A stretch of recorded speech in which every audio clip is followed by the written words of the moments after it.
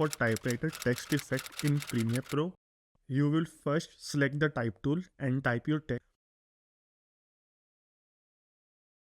Make sure the font is set to Courier, then adjust the text size, color, spacing as needed.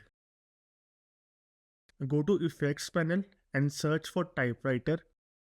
This effect is available in the latest Premiere Pro update 26. Drag the effect to the beginning of the text layer. Now click on the effect. In Effect Controls, enable Visible and choose a color. This will show a marker line while the text is typing. If you don't want to see the line, simply turn off Visible. You can also adjust the opacity, width and height from here. To slow down the typewriter effect, just stretch the effect in the text layer. Your typewriter effect is ready.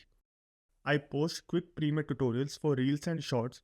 Check out this playlist, subscribe and enjoy daily editing tips.